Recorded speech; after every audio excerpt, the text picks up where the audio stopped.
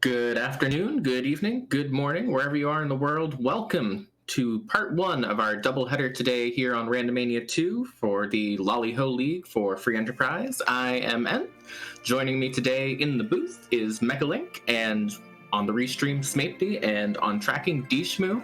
We have a match between two 1-1 opponents today, MountaineerGamer and apexcorvid, and I'm pretty excited for it today. How are you feeling, Mecha? I'm feeling pretty good. Apparently, we are playing a Card Wars today on the objectives, which is going to be difficult.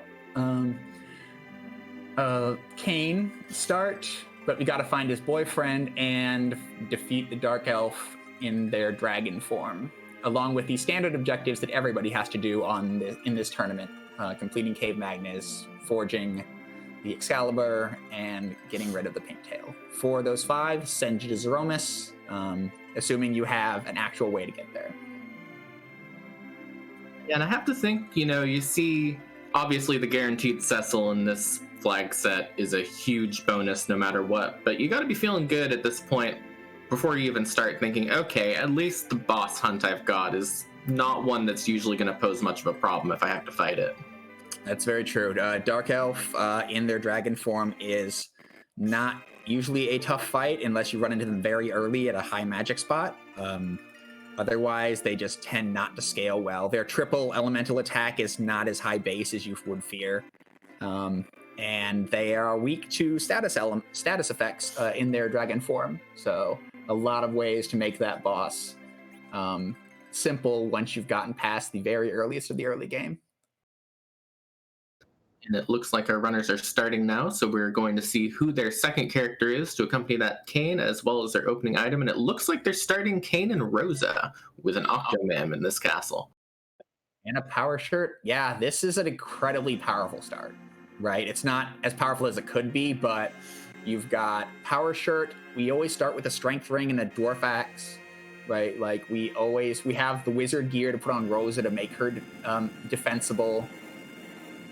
So yeah, like this party can do it all, right? From the start, pretty much.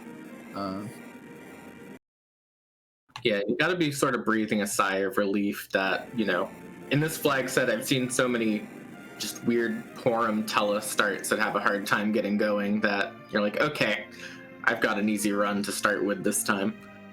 Yeah, and it's definitely not a team level 6, team 90 HP. The Rydia Edward start. As we see in Free Enterprise, we get to start with the airship, and we see the immediate divergence. One person checking Baron, where you'll find treasure and characters, and the other checking the Watery Pass, where you'll find better treasure and no character.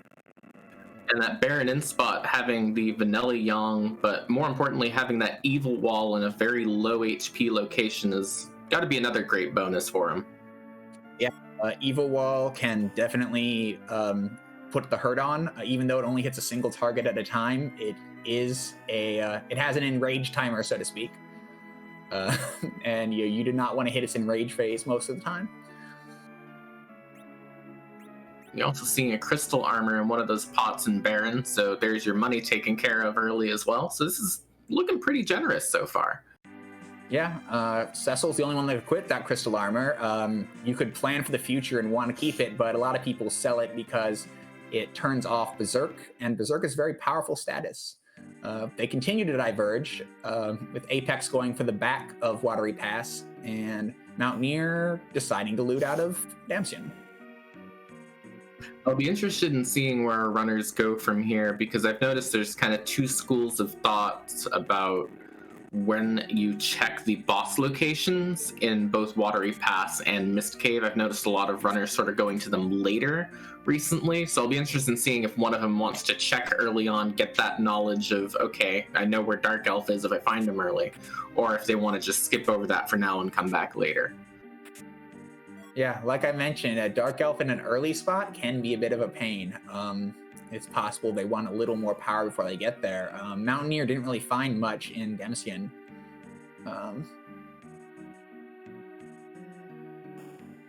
Yeah, and that's one of the things with this flag set too, with the flag where you won't find above tier 6 equipment in a non-trap chest. It does lead to these sort of early looting locations being a bit disappointing a lot of the time. But Apex did find some good stuff. Life and silent staves for Rosa, and plus the starting gear that you get in this tournament means that Rosa is very, nearly end game geared out.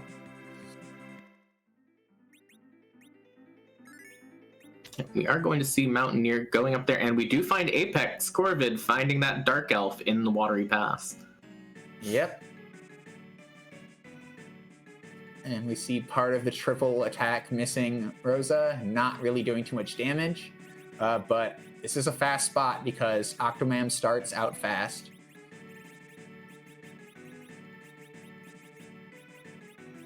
I gotta think they won't have too much of a problem as long as he can get through that first bit of HP, but it is looking a little bit too fast to deal with right now, almost. I mean, the problem being that if Rosa gets piggied, the healing goes away. Speaking of early objectives, Cecil's on Mount Hobbs. Yep, the two optional objectives, or rather the two kind of random objectives, are in the overworld. So this could be a pretty quick seed if this ends up paying out with the key items. This Odin fight probably not going to cause too much of a problem for him, especially with those lit arrows for that Rosa. Yeah, and the one thing that MountaineerGamer did find, they found a dragoon armor in Rosa's mom's house, and that's why that Kane taking one by like Odin's pretty much been trivialized combined with the lit arrows. And the Dark Elf fight, he's in the second half of it, but it's looking kind of scary right now and does have to reset out of it. I also want to give a quick welcome to the people hopping over from the previous race on Free Enterprise. Welcome, and hope you enjoyed the show so far. Yeah, we had Kane and Rosa start with the power shirt, and both of the objectives 4 and 5 are on the blue planet overworld. So the possible makings of a jet seed, we'll have to see about where the actual key items are. Yeah, I've noticed there's two kinds of promising early starts in this tournament. The one that leads to the actual early start, and the one that then blocks all of its key items behind incredibly long chains, usually starting from the moon. So we'll end up seeing which one that is as time goes by here. We'll also end up seeing if once Corvid has that Cecil, I'm going to imagine he'll probably will go to Mount Hobbs fairly shortly, if he might go back and try that Dark Elf spot again and try and knock that down early. Yeah. I mean, yeah, Apex doesn't know that Yang's waiting for them in the Baron Inn. That's second power shirt? Sure, why not? Power shirt in the in Antlion Cave. Heard you like seeds where you can go berserk strats, so here you go. And there's the silver staff in case you want to go non-berserk strats. Got little bits of everything here. Yep, and there is our Cecil for apexcorvid. Probably the same deal, fully back road and totally back road glitched and back road party, and leads to a fairly and that is enough damage. Kane. I was ready to say this might be a bit slower because he doesn't have the lit arrows on Rosa, and then Kane landed and that destroyed that thought. Yeah, no, that 800 damage was higher than I was expecting as well. Defense sword as well for MountaineerGamer. Kane is fully in endgame gear. And you got to feel good about that too, because you figure you'll probably find something that makes Cecil work. The real big question mark with the characters you've seen so far has to be, am I going to get gear for this Kane? And now that that's been answered, again, you got to be feeling good about this so far. Yeah, no, that's having Kane in good gear. Sometimes Kane just doesn't match up. And today, today he will be a bit of an early carry, and that's just fine. apexcorvid following MountaineerGamer to Antlion. We'll see how much looting they do. If they go north here, they get the power shirt, and they do. Yep. And meanwhile, Mountaineer has found Rubicant at the bottom of Antlion Cave here. So again, another boss that you don't really want to see in a rude spot later. So you got to be pleased to see him down here. Yeah, the Fire 2 is not doing too much damage, thankfully, because you're stuck with a mostly melee party.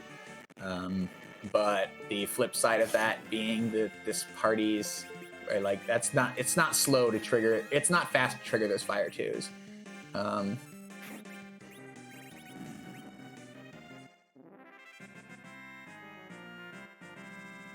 Yeah, that cane landing for 800 at the Antlion spot. Nothing's going to be scary for them for a while, for either one, once they get going to the other checks. And we do find the magma key here at Antlion, so generosity continues. There's your underground access. Yep, we got no exit at this point, but walking out that magma key is just fine. apexcorvid gets a little bit of a quicker kill with a little bit less aggressive looting, and makes up some time.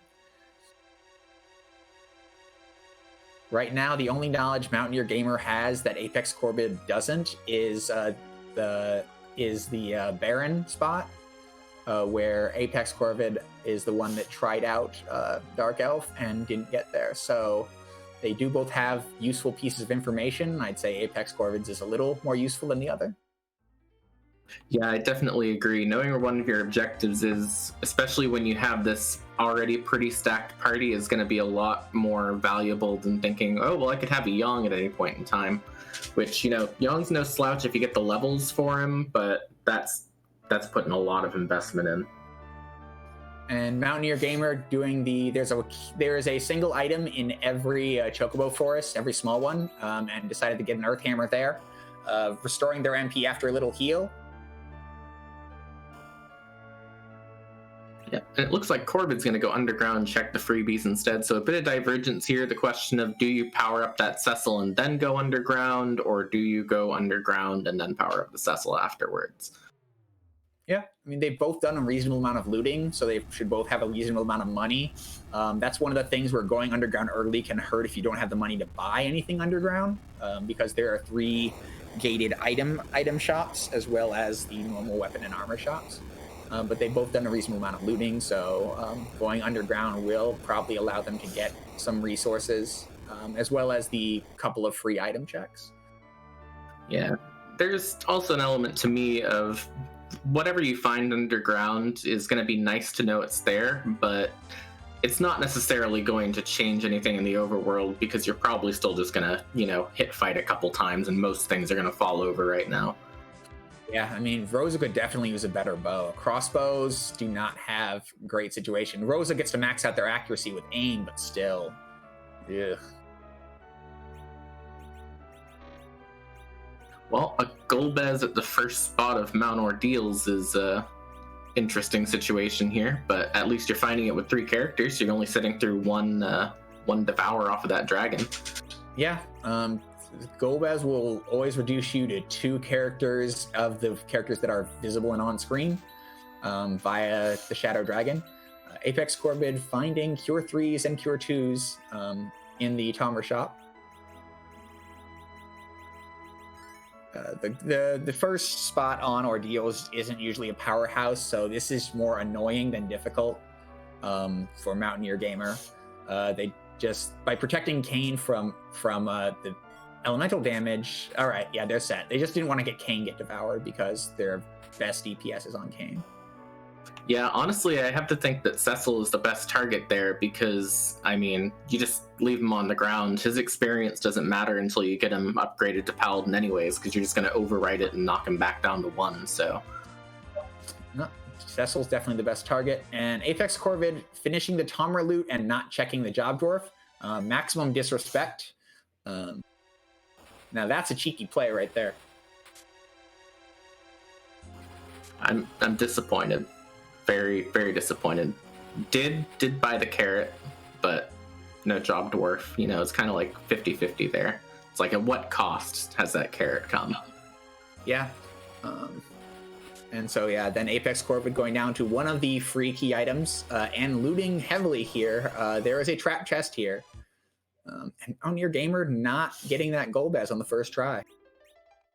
And there are the Warriors. apexcorvid finding them on the second floor in the north chest. That's a decent. That leaves the rest of the place free for looting.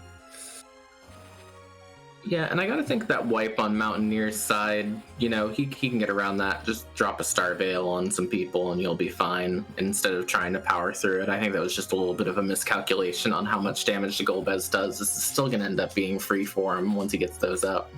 Yeah, Rosa didn't have a Star Veil on her, and she was the one that kind of got whittled down and over the fight. So Rosa has one now. Hopefully Golbez picks on his brother a second time and makes this very easy on everybody. Yeah, and even if not, you know, throw a life potion on the Kane if the Kane's down, because you probably want some experience on him at this point just to scale him up a little bit more. But unfortunately, the Kane does go down on attempt number 2. About to see what apexcorvid finds here, and it's a crystal sword down in the Fey March. Not a key item, but we have Cecil in party. That puts a much higher priority on getting him into Paladin form where he can wield it. I heard you wanted a setup for a potentially easy seed, so we've given you the Kane with the defense sword and everything else, the Rosa with pretty good white mage gear, and the Cecil now with the crystal sword. Yeah, I think they're both going to be very happy once they get down to this Fey March. Yeah, they're not really missing anything at this point except the ability to do some degree of AoE damage. That was a form of Mylon, and I missed the Queen spot. That was a Yang at Queen, so that is free once they've done Mount Ordeals and come back and can actually live through the kick. Because you know, he has a script where Paladin Cecil bonks him on the head once he's queued that second kick, and he goes ouch and gives up for the day. So that'll be interesting to see if Corvid comes back for that now or later, and whether or not Mountaineer goes for it, because he's going to have that Paladin Cecil once he gets down there. Yep. Meantime, we've got a back attack from Mylon Z and some friends. So not exactly vanilla. But yeah, this is a much more threatening spot, and you see it with the Fire 2 there into a Fire 3 here, probably wiping us. Yeah,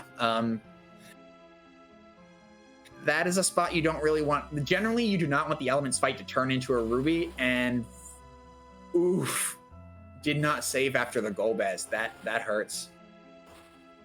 Yeah, went for the rush through thinking, yeah, not too much else can be that damaging. Unfortunately, it does run into, I guess if one of them's Mylon and friends, that would be Mylon and co-workers at the second spot here, and takes the wipe for it. And the Mylon and their barbershop quartet. But yeah, that is a bit of an unfortunate time loss. So now we have two. So that's what Apex has 1 wipe, Mountaineer has 2. So you know, they're both having, you know, taking on some bosses that did not do their parties well. And now we have apexcorvid finishing off the underground checks after having checked on Yang in the bed, finishing out the shop checks here in Dwarf Castle.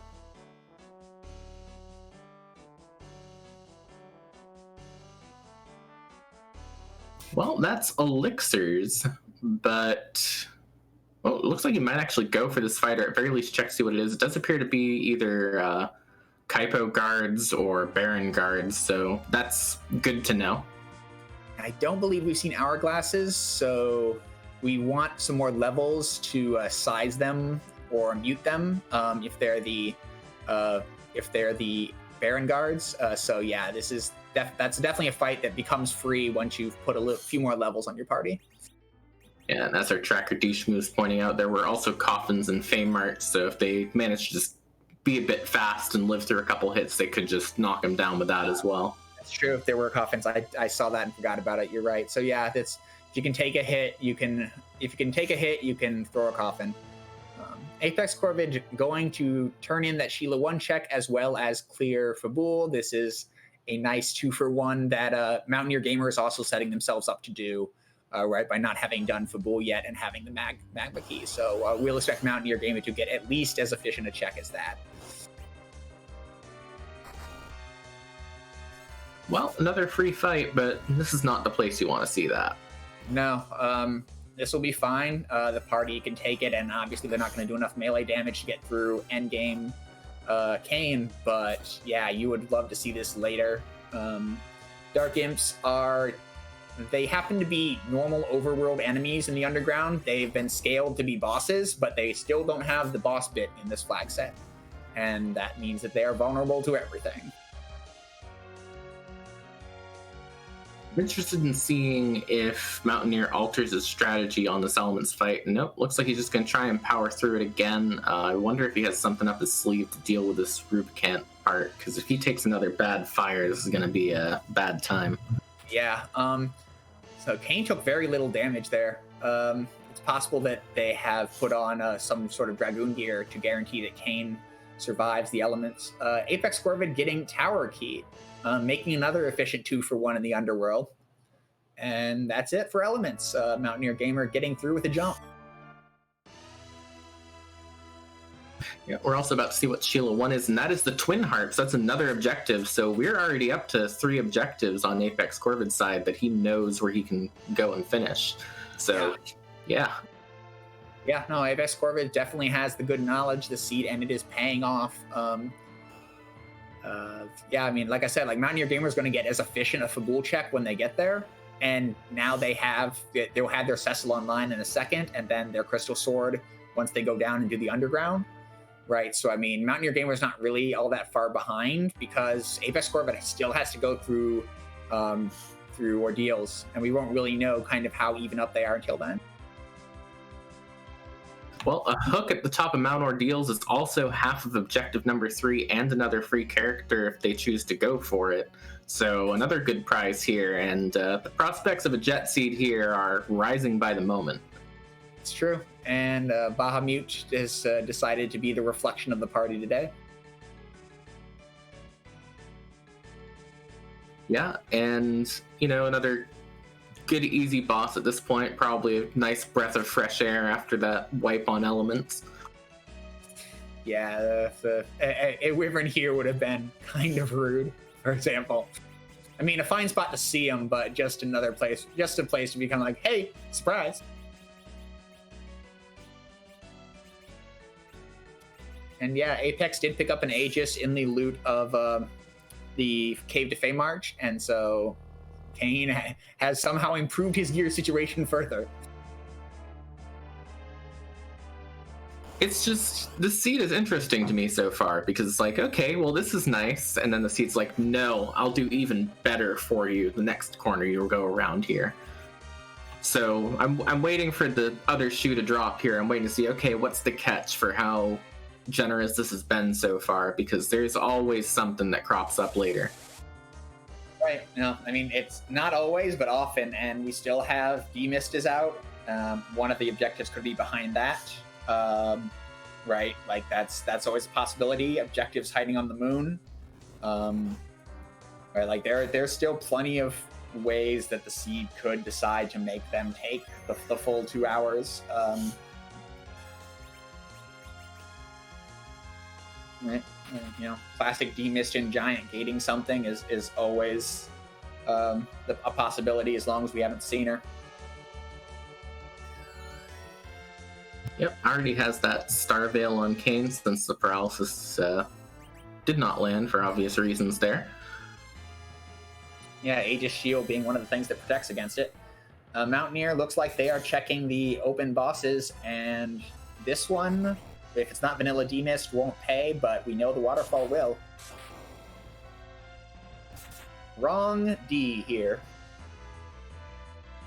And also something very unfortunate to see there, because you want that Dark Knight Cecil to be in a spot later on where you can just throw a couple Cure 4s and get through an easy boss. Yeah, no, I mean, Dark Knight Cecil can be difficult sometimes, but right, like in this set of flags, he only has the 3 Dark Waves in his script. And here, Mountaineer Gamer getting the good news about objective number 5. And I have to imagine at this point in time, he's going to just sail through that pretty easily. Yeah, that's doing barely any damage. The damage is going to be weak. It's going to be less effective to piggy people. It's just far more likely that things go well here. Kane with the defense sword from the air is going to take a big chunk. It's going to change, and then another big chunk, and then we're going to be done. And yeah, apexcorvid with a little more of this thing's handle just took out. Didn't even see Rubicant at this spot. Quickly through both bosses. Yeah, and I gotta feel like he's definitely making up time right now that he lost early on to those wipes, because these fights are going very, very quickly for him. He's not even bothering to save at this point, which will work out fine for him. Yeah, it's pretty common to not save after the second fight, because the third fight is fairly low HP, usually not a threat.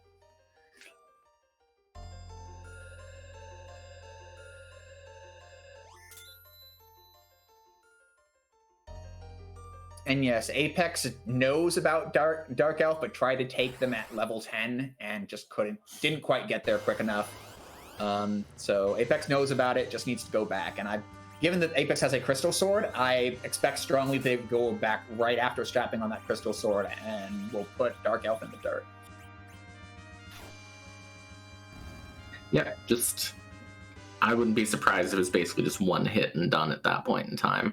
It is taking a bit longer on Mountaineer's side. He's having a little bit of a struggle here to get that last bit of damage out, but there it goes. Pig!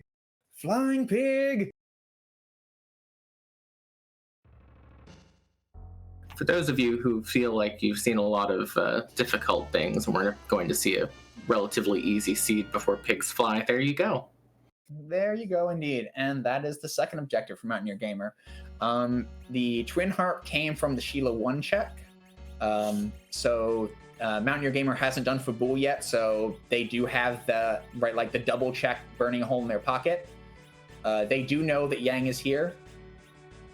So MountaineerGamer deciding that they do want to get that Yang and this key item spot taken care of. And given their party, I don't necessarily blame them. They've got the power. Got the power and still got the pigs as well. Yeah, 2 power shirts so far in the seed, 1 to start and 1 out of a box that they both checked. So their melee fighters are fully online. Hasn't even raised anyone, just Kane soloing the first boss and a free boss for the second one. Well, depending on how long it takes Corvid to go over to this spot, if this ends up being a good key item, that could be a pretty big tipping point there. Yeah, this a pink tail here, gives us the 4th objective on the overworld. Darkness, there's a lot of good hits here. We have seen a key item out of every check so far, except for the crystal sword and the power shirt starting. Right, so we are a little high on key item payouts so far, but yeah, and we see apexcorvid going and taking care of Dark Elf like we suggested. But it's Pinktail. So this, outside of getting access to the moon would basically be go mode once he goes down and gets that Sheila 1 check.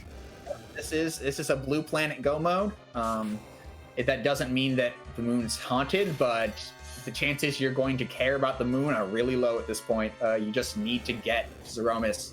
So and yeah, as soon as MountaineerGamer follows up.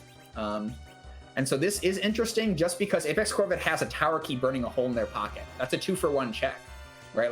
Whereas Baron In is the reverse. It's 2 bosses for 1 check, right? So apexcorvid could be incentivized to take their crystal sword and just start chewing through the underworld. And so there is a non-zero possibility that apexcorvid dodges that pink tail. And I feel like if you get moon access through doing maybe that tower key or doing Twin Harp, you're probably going to go back for that in at some point in time, because it's just an easy thing to just smack before you bother going up to the moon. It's kind of on the way in some ways too. And I mean, you want 5 characters, right? So I mean, there's definitely something to be said for going and doing it. But see apexcorvid here going like this is going to check the character in the shop. And I think you kind of gotta check that character at this point, because realistically, you're only getting 2 more characters outside of that Yang with these if you hit on every key item that we know so far. And in the meantime, MountaineerGamer is finally dropping that magma key that we got from Antlion in the well, and probably going to take out their freebies and get their crystal sword. apexcorvid hitting the inventory limit. Oof. Which is interesting, because I thought I'd missed the shop entirely, but also good shout out to apexcorvid here, making sure to sacrifice the inventory boss a little bit to keep that carrot in his inventory. Don't let your memes be dreams, kids.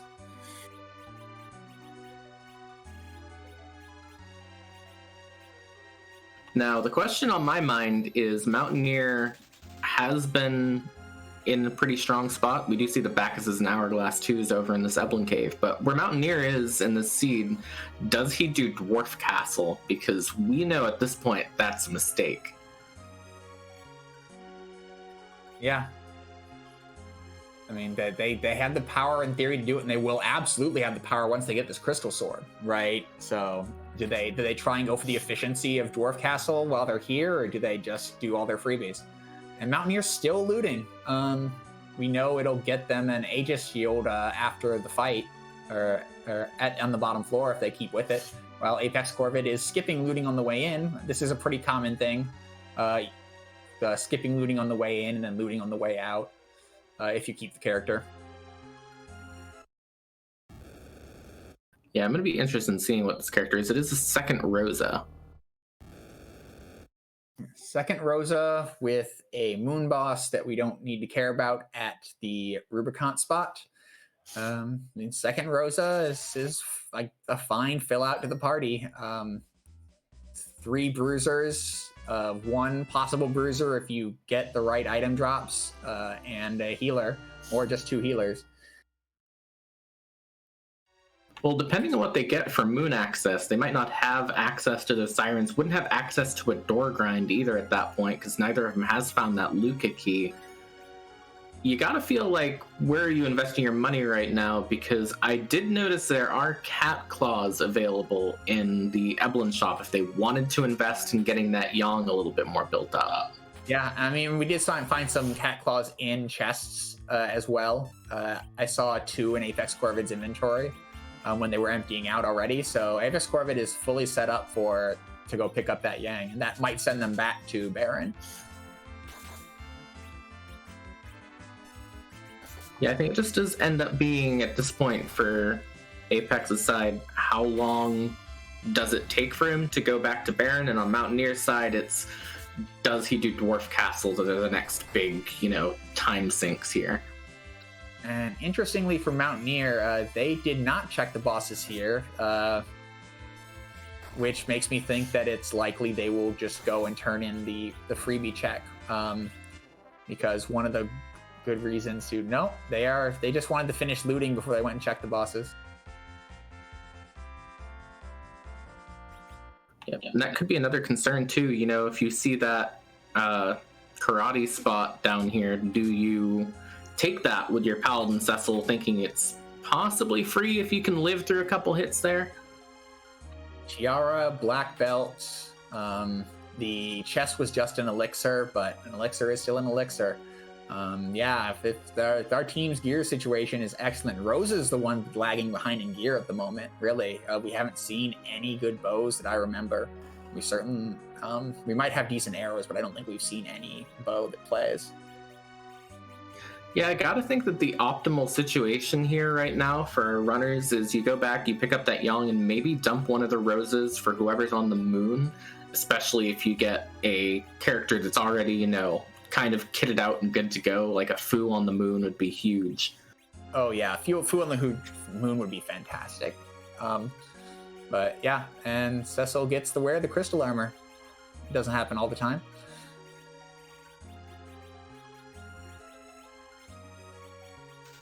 It's looking like Mountaineer is going to save here and probably will go down and check what those bosses are. So here's one of those little possible tipping points here is, does he go for that free fight down there? And if he does, what does it give? Because there's always that risk that he takes this fight and gets led down the wrong rabbit hole instead of just going back and checking those freebies. All right, and they're walking. They don't have exit yet, so they just have to walk it out no matter what. All right, so now we see, is apexcorvid going to go to Baron, or are they going to go underground? All right, that looks like Baron. And they're going to be happy about this. And looks, speaking of going out, it looks like Mountaineer is on his way out of the Fame Arch. So question is, what is the next stop here? And that's Sylph Cave, which means that they're making the play that's going to pay out for them. Yep, they're that one objective away from go mode at this point in time. So they'll get the Twin Heart from this once they turn this in for Sheila 1, and then they'll just need to find that underground access, and that's going to be the hunt of the century here. Neither of them has a lead on underground at the moment, if it's not at Twin Harp.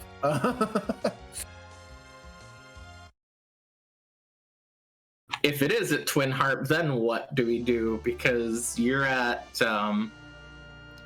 least on Corvid's side, you would be at like 6 key items and no good grind opportunity.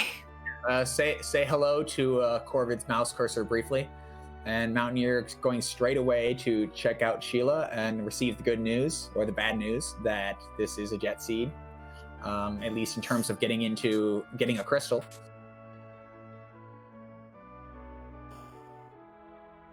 Oh, I didn't see that silk web before, so they don't even have to shop check for a silk web for Zeromus. So they are in great shape for the Zeromus fight as well. They just don't have a grind. They don't have a weak caster. They don't have sirens. They don't have Luca cave access. They just don't have big bags of XP to punch right now. Yeah, and that might end up being the question here is, do you do low HP strats at that point in time? Do you just try and get to 1200, see if you can't pull that off? I don't quite remember personally what is required for that. Cure 3s, which we found, and Star Veils, which I don't think I've seen, are the big pieces. Vampires help, but aren't strictly necessary. Crosses or other status healing items help speed it up, but again, aren't strictly necessary. So, and Star Veils are guaranteed to be on the overworld. They can find them. Just take some time if they can find the money anyway. But yeah, no, I mean, 1200 strats are an option here. Kane can be part of that team as long as you can get yourself to relative agility 1. If these players are familiar with it as well. And yeah, somebody in the chat noting that they see apexcorvid turning in this pink, going straight to Harp, and that's what I would expect as well. They have a full melee party, and that's the only thing you really want to make sure you have going into Magnet Cave is melee action, because that boss tends to have very high magic defense. Yep, it's going to come down to what is in this Twin Heart spot at this point, because if this ends up being a pass, that makes things even scarier. If it's a Darkness Crystal, it might be a bit easier. Yeah, if it's a pass, they legitimately have no grind options available to them. Smells like Chocobo. Carrot usage on apexcorvid's side. The big Chocobo. And MountaineerGamer gets the news that Go Mode exists.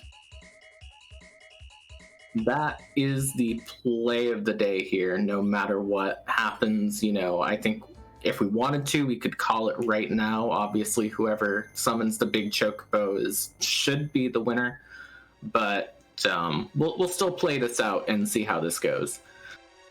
I mean, the flip side is that apexcorvid they did not check Job Dwarfs, so I mean, they've been playing with the gods' heartstrings, and you never know how that's going to pay off. True, good point. That does sort of balance it out. I'll have to wait for a ruling on that at some point in time, but I would sort of lean towards, I guess we got to keep going with this race here. Yeah. All right, Black Chocobo dodging MountaineerGamer, but yeah, we're going to see both of them in Magnus with 3 objectives lit at, the same time. Mountaineer a little behind apexcorvid, probably essentially like 1 white behind apexcorvid because of what happened on our deals, right? And otherwise, they've been to all the same spots, checked all the same things. MountaineerGamer was less robust in their shop checks underground, so they don't have as much shop check knowledge, and they haven't done, they didn't do Eblin Cave, right? So apexcorvid has a little more knowledge, but yeah, they're going to have all their objectives lit very close to each other, and then the question is, what do you do now? Well, I know what I'm going to do now here at this point in time. One of the things we've randomized in this randomizer, if you haven't seen it before, is the harp song that gets played by Edward to help out in Cave Magnus here. So we're about to see which of the, I want to say 242 last I knew harp tunes is going to be played. So I know I'm going to be quiet for a bit to give it a listen. Yep, 242 is correct. Let's see what has been synthesized into harp music today.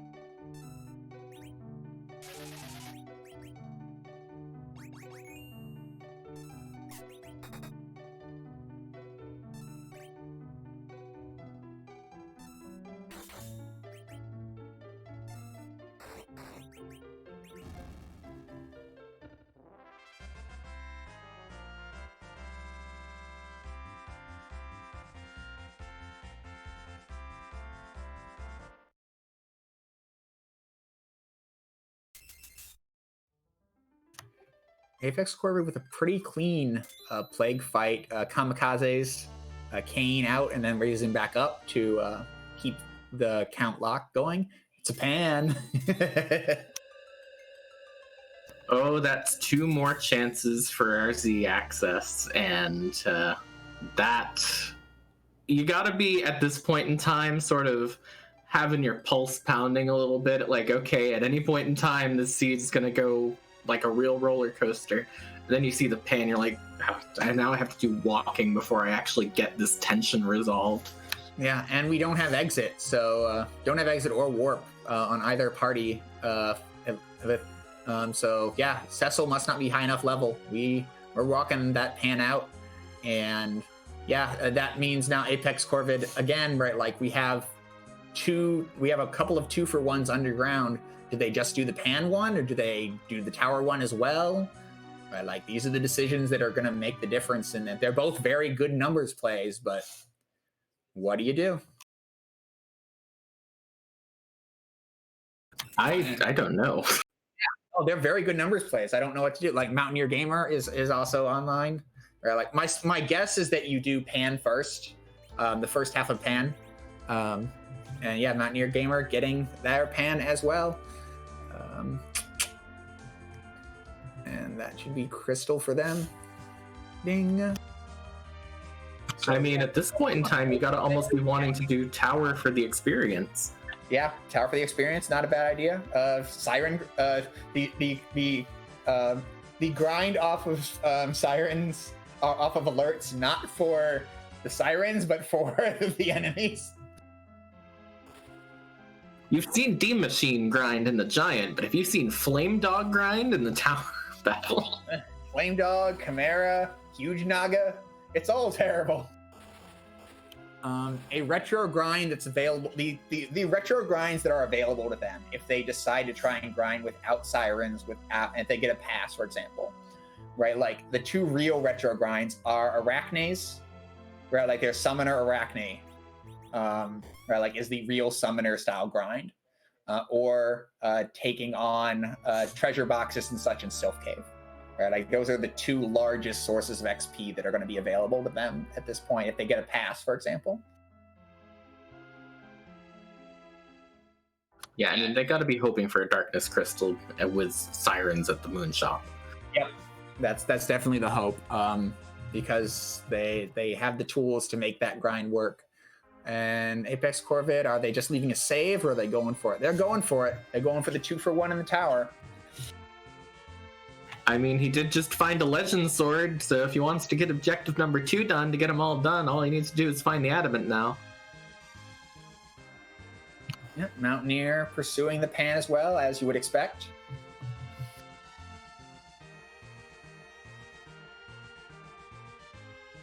And that's an interesting question, is if Mountaineer ends up not going for tower, then that could be a very meaningful choice here, because these runners are pretty neck and neck. There's not a lot separating them. No, I mean, that's exactly it. It's like, these are all fairly high probability plays, right? Like, you get one item for going back up to Sheila, and it feels a little inefficient, but it's free, right? Like, you don't have to do anything. You don't have to walk up the tower.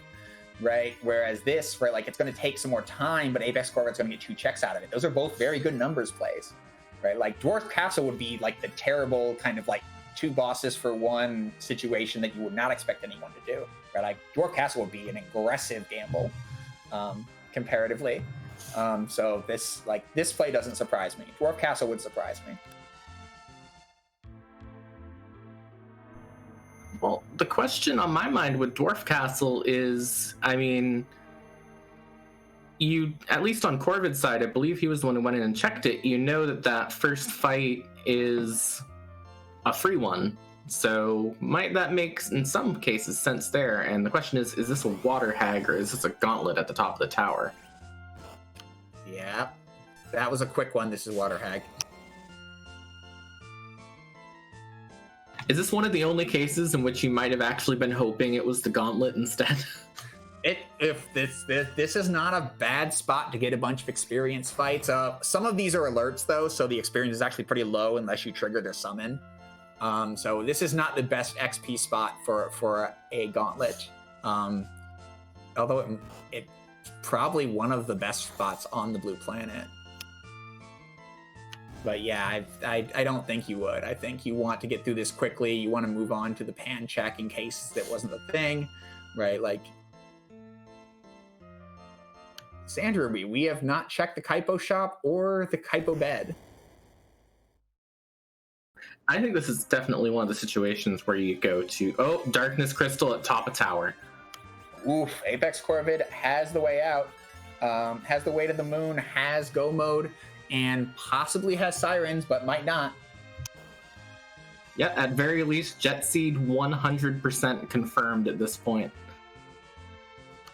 Yep, and 1, 2, 3, 4, 5, 6, 7, 8, and 9 key items. They are 1 key item away from the double XP bonus, which would be extremely helpful here.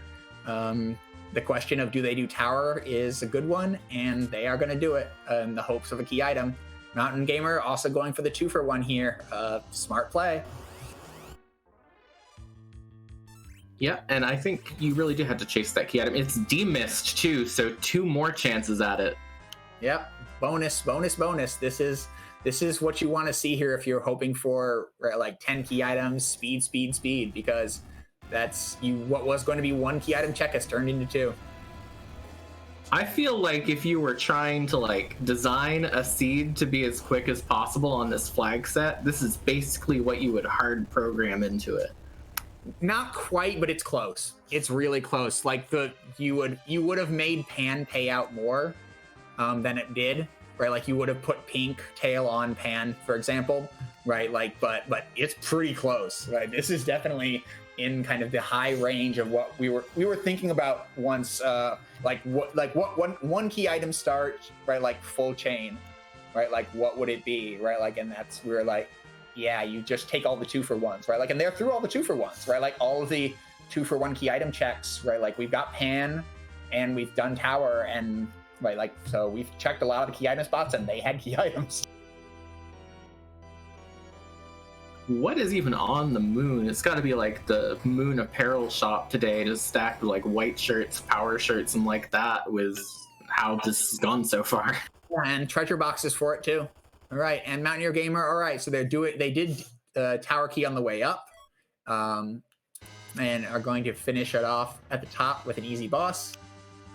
Earth Crystal, another key item that takes Apex to 10. That is what they wanted to see there. They wanted any non-pass key item, and that qualifies. Question is, do you even bother to check demist here?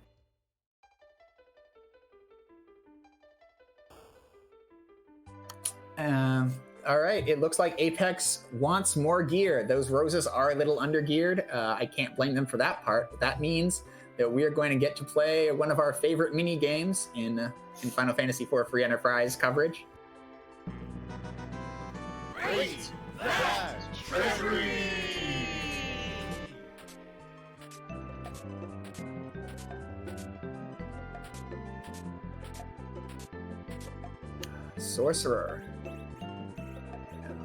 Sorcerer, ribbon, protect ring, inventory boss.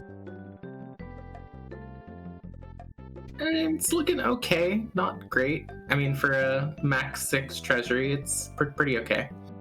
Yeah, we're really hoping for a bow. No, unfortunate. The roses are still a little under-geared. Exit doesn't work from here either. Yeah, no, that's not fantastic. We already had a silent staff and life staff, so not really great. And Mountaineer Gamer getting the good news in a second that their 4-person party gets to go to the moon.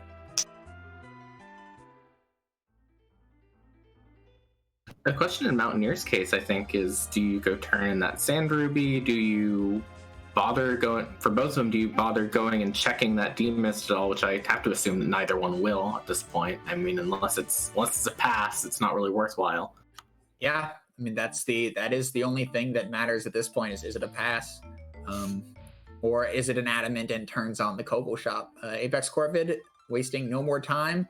Gonna see if the moon has their sirens and what their grind option truly is as the big whale is raised.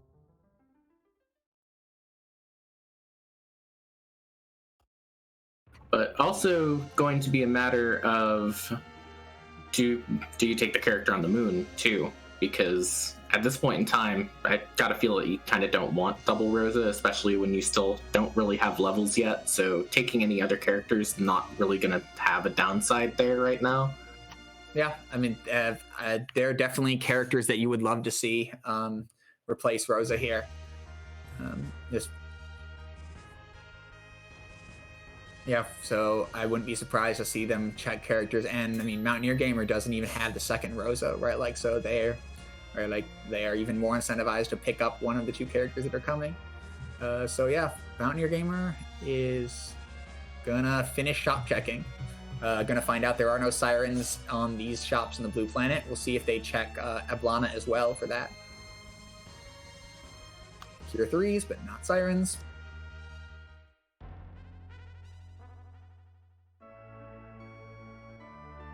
The shop check is always a great moment of tension. Last shop check. And the sirens are there. The grinds are available and free-flowing for apexcorvid. Now they just have to figure out their way to the end. Yeah, and that's a question of which grind do you take at this point. Gotta feel like eggs is maybe a smart decision here, but you do have those hourglass 2s if you wanted to try and steal the dragons down, but that's a big question at these levels so far. Yeah, and we're gonna do this character check probably, like you said. Rosas are not our favorite right now, so replacing them is reasonable. But yeah, all the grinds are available, whichever one you feel comfortable with. Yeah, Mountaineer Gamer continuing to finish off their shop checks. Will continue to be disappointed by the lack of sirens. Vanilla Old Man is here. Well, that's a definite pickup. Yeah, Fu will replace a Rosa quite well and do more. Fu isn't even Fu is ditched, not even at his full potential. They have 2 bosses left on apexcorvid's side to turn on to finish Fu.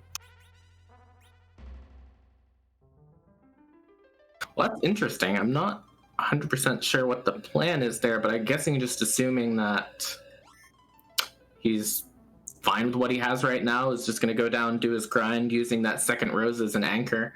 I guess maybe thinking that he'll end up worse off for it if he drops that Yang with that grind still to do. Yeah, could be that. Package Mountaineer Gamer went in the wrong direction and is now locked into the package check. Boink, and it's a child. Oh, here's the question. Did he save outside before this? Because he's not resetting, and I have to assume that's because he doesn't have a save to go back to. No, I mean, we did kind of want to go to Kaipo, but yeah. The Antlion has decided to spread a little fire and mist today. Antlion wants to be a summon too. Come on.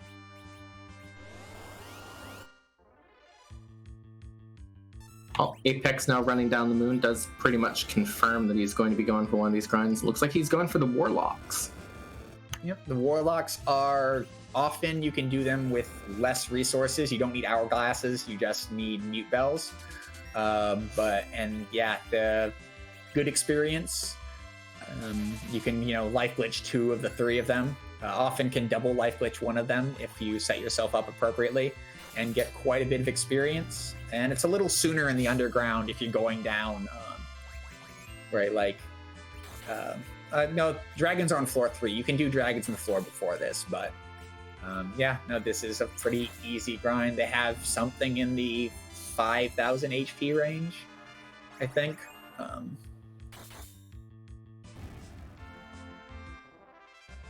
So he's going to be working on that. Mountaineer just sort of chasing down these remaining checks here. I want to give a quick shout out to our restream team behind the scenes for Smapty for rolling this interesting seed and doing the restream, as well as Dishmu doing a wonderful job on his first time tracking today. So make sure you send your wonderful support here to him. Yep. And I am Mountaineer continuing the Earth shop checks and having picked up the child and carrying their unconscious body. Now, if they want to check the sand ruby, right, they will be penalized for it. So, I mean, it's kind of good that Fu's the one on the moon because Fu's worth taking. There's Bacchus and the hourglasses. So good to have. And there's the inventory boss. Yep. Always lurking, but never giving Fu an extra 100 HP and 3 spells.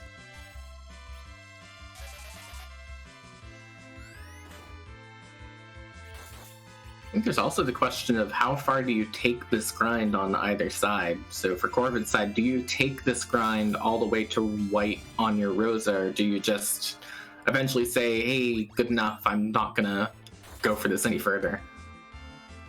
So I think given that given that we are doing the RA1, the Rosa Anchor, we are going for RA1 Berserk strats, and as such, we only need Rosa to have Cure 4, which is she gets at level 38 right there. So, it's all about HP for Rosa now, more than anything. So I do not expect us to take Rosa all the way to white. I expect us to stop at some point before then. And Mountaineer Gamer, having checked all of the shops on the blue planet, is headed to the moon to find their sirens, their grind opportunity, and their Fusoya to fill out their party.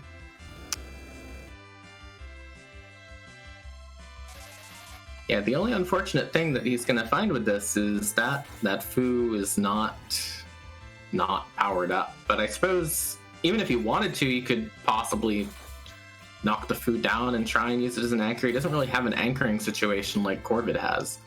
It's true. I mean, food, they do not have a curse ring. That's the one piece of gear they have missed out on. Like all of their looting, all of their value, no curse ring. And that's right, like that is a problem for the party as stands. Right? Like without a curse ring, your best anchor, right, like is a 20 agility foo, and it's not where you want to be necessarily with a berserk party.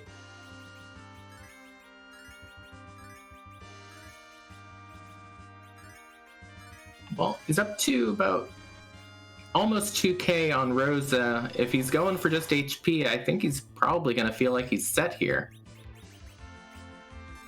Yeah, looks like Apex wants one more. We never saw a white shirt. Rosa's defensive gear is not... we do have a tiara, but no white shirt. Rosa's defensive gear not top-notch. I could see wanting a little more than 1979 on her. MountaineerGamer about to get the siren news. Air horns abound. Yep, which will mean that he's going to go for his grind very, very shortly as well, which means it will basically be in a straight race to the finish of how quickly can he get that grind done. Does he have the better fight? It's looking a little bit like it might be in Corvid's favor right now. Yeah, definitely. And Corvid just was the moon a little faster. Ready to found their sirens, had already done all their shop checks, right? Whereas MountaineerGamer was finishing up shop checks. apexcorvid had already done them. So, small differences that didn't show themselves in the key item tracker, but that made the difference. And apexcorvid is ready. They are headed further down. Yep, and Mountaineer going to go in and find this foo, which she's kind of forced into at this point, unless he decides to go back and try and find another character afterwards. Yeah, and I mean that's probably fine. But yeah, you were right to identify that they don't have a agility anchor situation particularly prepped. Yeah, not even a Dwarfax, not even a situation where you want to put a Dwarfax on any of your Dwarfax possible wielders. And yeah, MountaineerGamer just continues on downward. Knowing that we're in go mode, and in go mode early, I can't imagine MountaineerGamer wants to spend any more time doing anything. Yeah, I would be like, okay, well, this is not going to be the most funsy fight I've ever done. It's going to be a bit rough, but I definitely have no choice but to go for it. Yeah, I have to agree, right? Like when they had full go mode, right? Like at 42-35, right? Like as when they both had their darkness crystals. Like that is as jetty as it gets in these flags. So every second is burning a hole, burning and etching itself in your mind at this point. Well, I am noticing the usual Z flags in chat. Would you like to do the explanation on that one? Sure. So you've noticed that we have randomized bosses at randomized places. They're scaled to their position. Zeromus throws a wrench in that. His scaling is larger than the elements, more complicated than the elements. He is by and far the biggest, baddest boss in the game, and we leave him there for that reason. But because this is a randomizer, we have the opportunity to do something with that. And so Scala Kitty, Board, and a few others have put together 526 different sprites that can be used for Zeromus when you toss the crystal at him. So the phrase in the community, whose butt are we going to kick this afternoon? As it is rolled into afternoon in 2 of the 4 time zones that matter. Possibly also the sub-question I've heard recently referred to as whose derriere is derriere, which I'm also quite a fan of. Yeah. Whose posterior is to be kicked here. And Shala's been adding the question of, is it cute? We haven't seen a lot of cute. I'm hoping for a cute today, honestly, because we've been missing out on cute. And an exit from MountaineerGamer. Something went wrong. I'm not sure if it's hourglasses or what. Yeah, I think he went for that King Ryu grind and ended up realizing he didn't get hourglasses. Ooh, Chaos miss. Chaos, Sonic series. I don't remember the first game Chaos showed up in. That would be Sonic Adventure 1. It is Sonic Adventure 1. Okay. Yeah. I remember they were on Adventure 1, but I didn't remember if that was their first appearance. So yeah, Sonic Adventure 1, Chaosmus. A little down in the clouds, lost in the sauce, as it were, as the Bacchus wines come out and Berserk are frontliners. And Silkweb coming out as well. Getting that Cure 4 ready for whoever gets nuked. And then it's just going to be basically a moment of, all right, I'm just going to have to wait for this fight to end in some ways. Right, and we see MountaineerGamer. I like this adaptation. Instead of going and finding the hourglasses, they know where they are, right? But instead of wasting time doing that and then going back to the moon and setting up that grind, right? Like, they just grind here, right? Like this, the egg grind is honestly a little more efficient than the dragons for most people. A little easier to execute, so just do it, right? Like, and move on with your life. Given that we're not taking roses up to whites, more than likely, that's entirely fine. Same 1700 Fuso Yacht as well, so not sure what spells they have. Yeah, at this point in time, you just kind of gotta be hoping that that Fu has the spells that you're looking for, and you're not having the all-time favorite nuke on the last set of Fu spells day. Yep. And yeah, what you're seeing out of Apex here is a fairly classic 3 Berserkers, 1 healer, 1 anchor Z-fight. Very common on these flags. Damage could be better out of the non-crystal wielders, but the crystal wielder is, yeah. So that's what it's 8,000 to 10,000 per cycle, which is plenty good. And we have quad Zerkers here. Rosa not needing to heal anymore, just going in the Berserk tank. Love the aggressive play there. He's just really going for it. Yeah, and so at this point, we're just going to see probably some Big Bang. We might see a Big Bang. We're going to see a Meteo, maybe, and hopefully, if everything goes well for apexcorvid, that's all we're going to see out of Chaosmus. Meanwhile, MountaineerGamer is rapidly attempting to close the gap. Barring something truly catastrophic, apexcorvid is probably fine, but there is a possibility for the catastrophe here. We have Meteo. Nope, there it is. That is the flash. Chaosmus is down. apexcorvid is the winner at 1:05:31, the official race spot time. Yep, we'll see if we can get him in here for an interview, but I want to say, I'm not entirely sure, but I think that might be the fastest time of the tournament so far.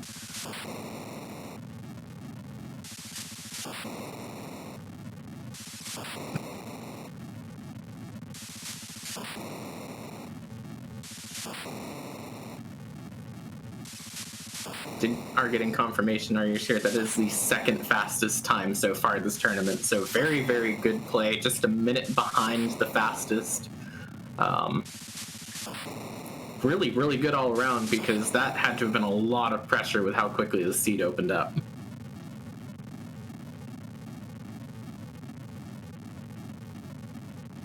And joining us for an interview is today's winner, apexcorvid. GG's. Very, very good on the second fastest time so far of the tournament. Awesome. I had no idea. Thank you.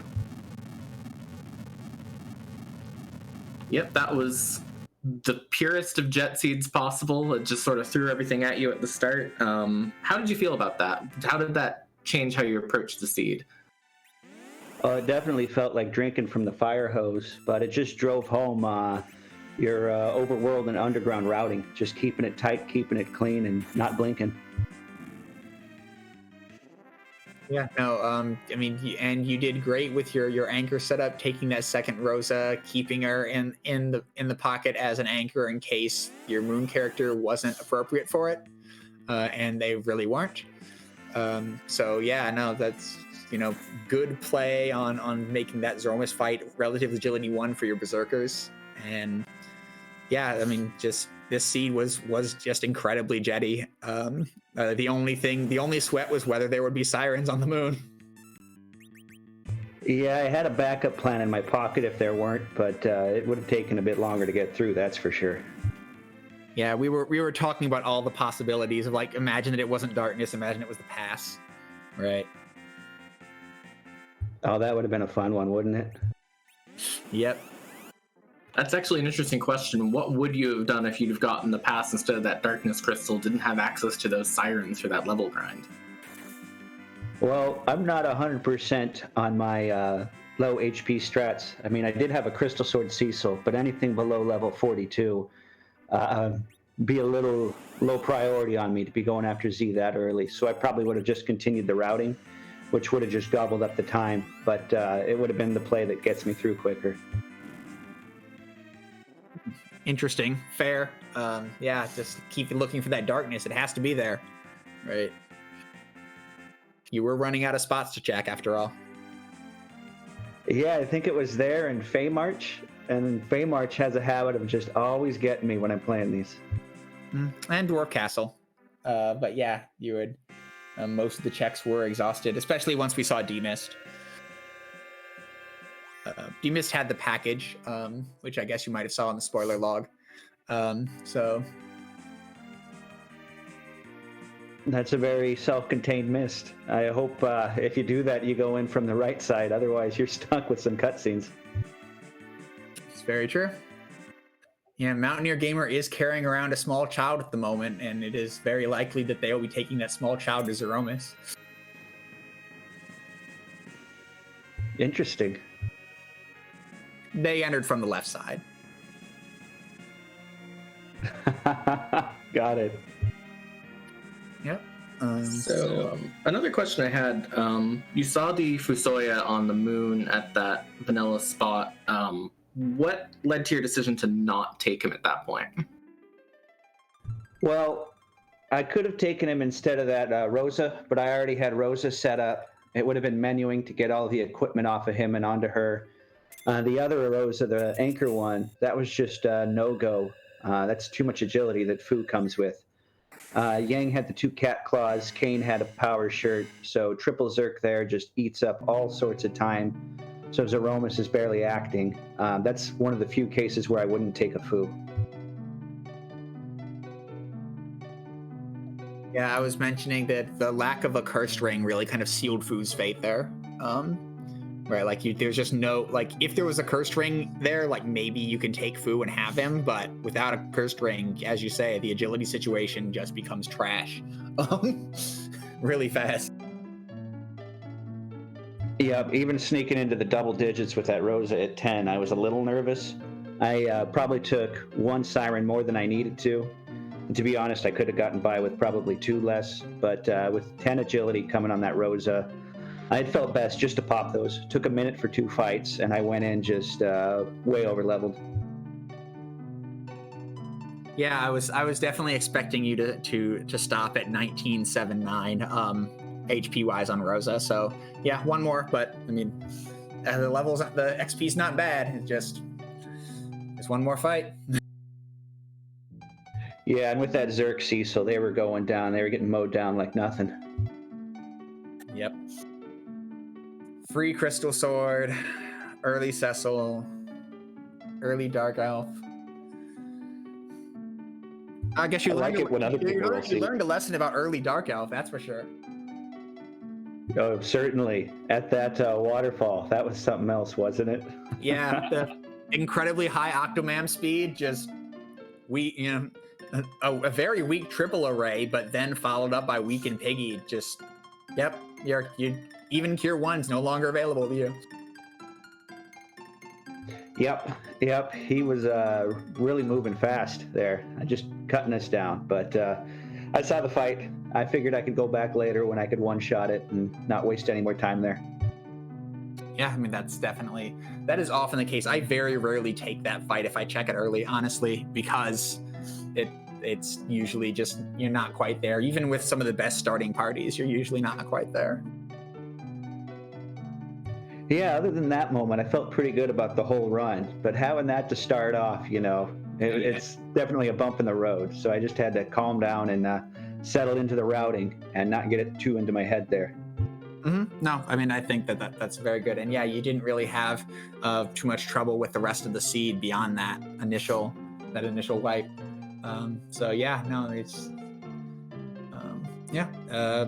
everything looked pretty good. You both did very well, right? Like you did a little bit of divergence in the mid game when you chose to go to Ordeal versus when you chose to do Magma Key, but right, like in general, right, like it was a reasonably close race. The split between Tower and Pan. Mountaineer turned in Pan before doing Tower, right? Like, so that was a point of tension, right? Like if it was Pan that paid off instead of Tower, right? Like MountaineerGamer would have had a few minutes on you instead of the other way around. Yeah, that's the beauty about this game is you could take two people that are clones of each other's playing style, but if they have a little bit of divergence, it's just a trickle-down effect from there. Yep, very true. You do different coin flips, and then suddenly, right, like it's logical for each of you to follow a different path from there on. Right, like in this case, because it was a jet seat, it was the terminal item, right? Like you coin flipped on where the terminal item would be, and you won that coin flip, and it gave you some time on Mountaineer. But like I said, like it could have easily gone the other way. If that particular point in time, that particular decision is a tough one. Yeah, the thing that really drove me towards the tower was I wanted to ensure 10 KIs. Just that pan turn-in by itself wasn't quite enough to get me excited about it. So I wanted the 2 extra checks just to keep it nice and tight. And that's very reasonable.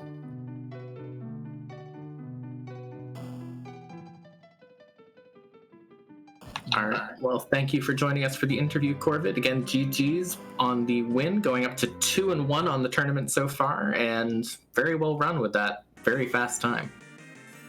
Well, thank you for having me, and thank you to everyone that put this on. We runners, we run these things every day. We love doing it, so it takes a whole crew to put on a show like this. And I think I watch 10 races for every one that I run because they're so entertaining. So thank you all for putting this on. Really appreciate it.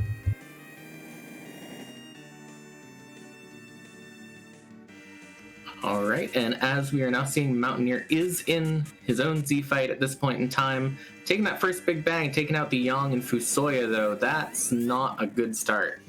No, it was unnerfed, unfortunately. That slow didn't come out fast enough. Slow does have a cast delay. It's often why we prefer the Silk Web if we can swing it. Still sticking it out, gonna see if they can recover from this. I think that given that that's a fine bit of practice, honestly, to see if you can. But yeah, no, that's why we often prefer the Silk Web to layer on the slows. Yeah, and I think he's going to be fine recovering it, but that was a very scary moment. But this is a very fast Saromis. I have to wonder what's going on here. Yeah, I mean the Yang's in the anchor position too. They didn't end up leveling Yang, right? Like he's still at only 1701. Yeah, I mean the Cure 4s, that low roll there really helped. Letting all 3 of them survive that round is, giving them a chance to pick back up Cecil. If they can get another Cure 4 off in time, then I think they might get Cecil berserked, and then they'll be in really good shape. Yeah, a little bit of a rough start, but he's catching up. He's getting that stabilized now. I'm a bit worried about this big bang taking out the Cecil again.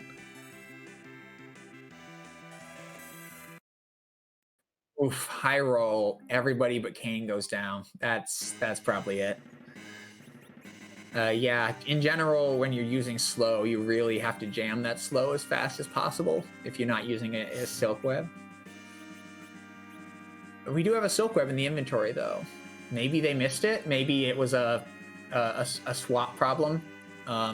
So an interesting thing about Zeromus' form change is that until he gets to take an ATB tick, that their form change, right? Like you can't affect it, right? Like you'll see Berserkers miss. Spells will just not instantiate, right? Like it's possible that they threw the Silk Web too early, and left them with the slow. Like I didn't get to see the very beginning of the fight, but that's definitely something that can happen when you only have one Silk Web. You'll often see people buy 2 just to be sure that if they miss the first one, that they get the second one.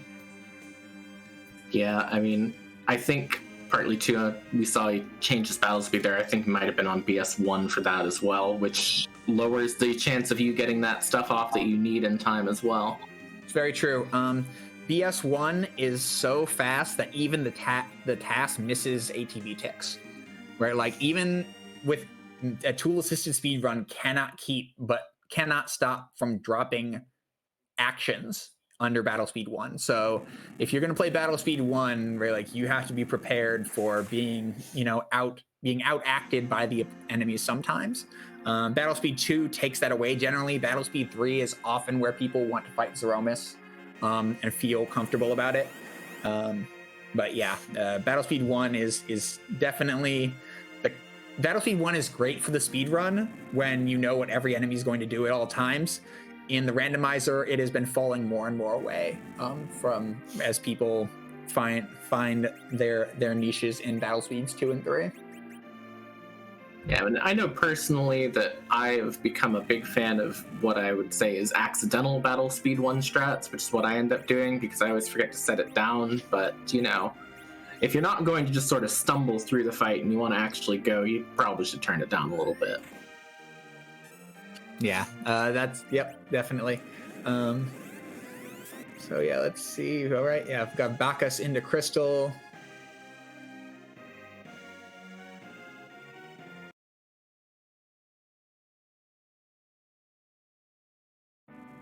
And I have to think, you know, learning the lessons from the first time around, he'll probably be fine. Just with those little couple of bad things happening there early on.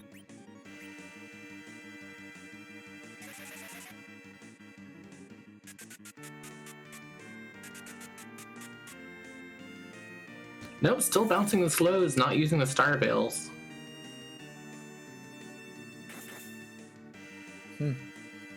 I almost wonder if with the agility the way it is, he might be afraid of that nuke counter more than he should be at this point. He's just worried about going I think his plan is to use Fusoya nuke. No, not Fusoya nuke for nerf. Fusoya nuke for attempted damage. And so we're going to get a unnerfed Big Bang here again. And that was a reasonably high roll. Our Berserkers are still up, but...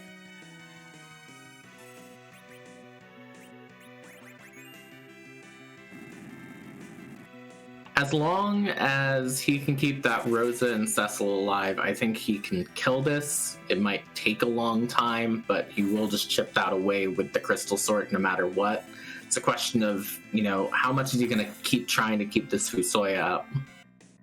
Yeah, Rosa's in a danger zone at the moment. 1922 is definitely killable.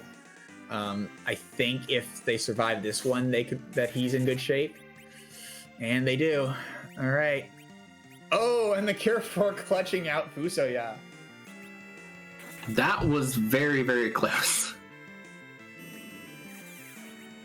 4 HP strats are not generally considered the strats you want to be running.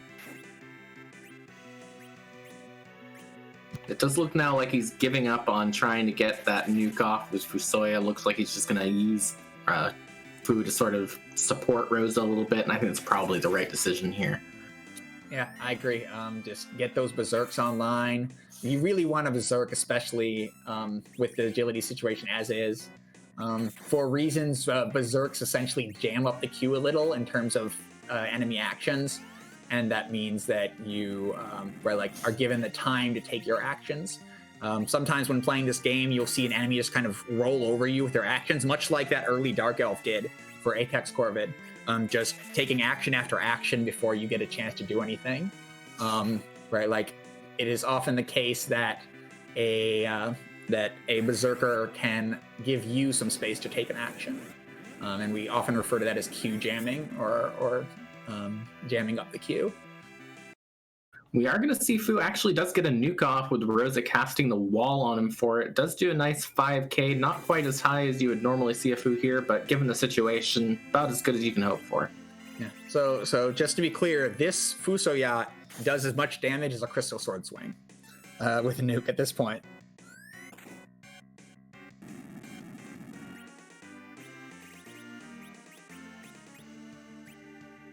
Yeah, it's looking like we're having a little tiny bit of a stream issue here. Hopefully we'll get that back for you very shortly. I mean, I think he'll be fine for this fight. Pretty much just assume at this point that he's got a good, stable situation going where that Cecil's continuing to swing away. There we go again.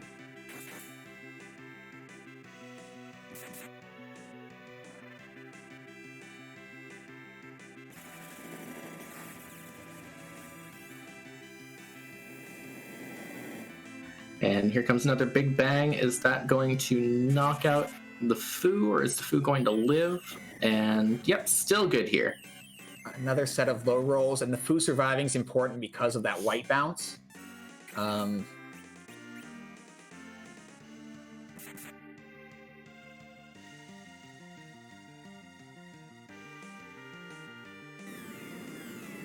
Yeah, still doing a lot of damage here. I have to expect rocks will be coming. There they are. Yep, those are the rocks. And Rosa's down, but Cecil and Kane are up. The Cure 4 will keep them up, and it is likely that MountaineerGamer will be done very shortly.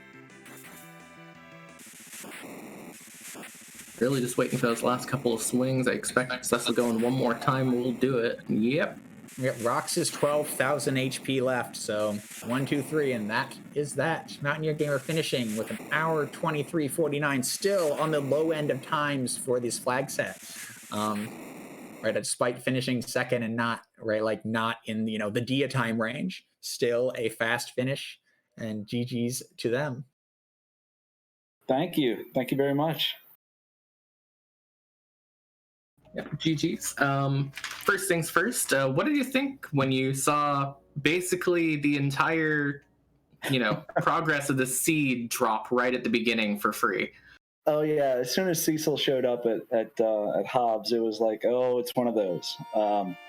So it was wide open from the beginning. Obviously, whenever you get one of those, it's terrifying because you know it's going to be quick and you have no idea what's going to be the best play. And then finding Dark Elf at the waterfall, that was when I knew it was going to be like an hour. Yeah, I mean, but legitimately, the both of you were actually really close for most of the seed. You did things in different orders, but honestly, right, like you were never more than a few minutes apart until you diverged. They went up tower before you did. Yeah, right? and that put them a few minutes ahead of you, ultimately, right? I mean, even like you wiped a little more on our deals, but honestly, oh my God, ordeals! Yeah, that was so tricky for me. Yeah, but ultimately, like you ended up still being very close, and that split really kind of gave apexcorvid the ability to kind of turn. They had checked a few more shops than you. They didn't have to check shops at the end, right? Like so. Finding the crystal before you as well really kind of let them kind of turn what were incidental advantages there into kind of a firm lead, right? But you were still playing really close. If you had found that beforehand, right, I suspect your finishes would have been much closer, or you might have won if things had gone differently there. GG to Apex. I mean, he's a great player, and so. Wonderful opportunity just to be able to play. Didn't think we were actually going to be able to get this going today. I know Apex was traveling early in the week. I've been traveling all week. Real life gets in the way sometimes.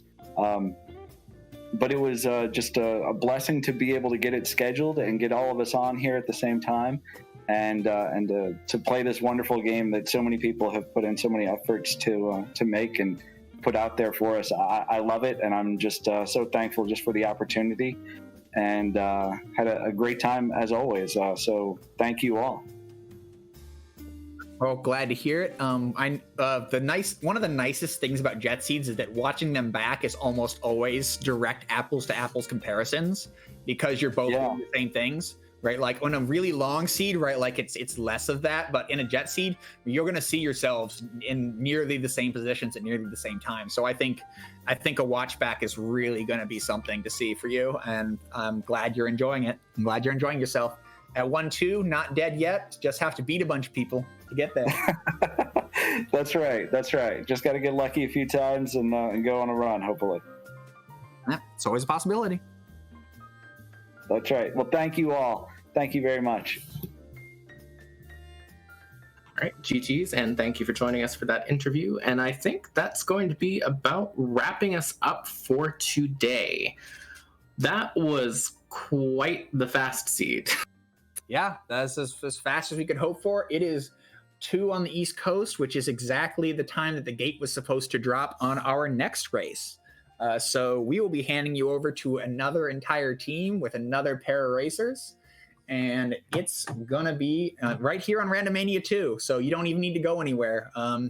It's been moved over to Free Enterprise, actually, because of our delay in this case. Yeah, so we are actually going to be sending you over there in just a couple moments once we get them live over there. Oh, that's so unfortunate. We were so close to being on time, too. All right. I know. If we'd have not known that this was going to be such a jet seed, we could have just kept everything together. We thought with the delay it was going to need to be moved. Yeah, if that's well, you can't win them all. So again, be sure to follow our restreamer, Smepty, our tracker Dishmu, managing to do a good job in what they consider their first time out as a tracker. The runners, MountaineerGamer and apexcorvid. If you want to see more free enterprise content, people are always practicing, always doing pickup races. Nth has been doing commentary for us this time around and has been a great partner today. And yeah, if you want to follow me, that's fine too. I won't be sad about it. Yeah, and I believe with that, we're going to toss you over to the Free Enterprise channel for the 2 o'clock match between Gundam Pilot Spaz and Oscar Edwin. Thank you very much for joining us today, and have a good afternoon, everyone.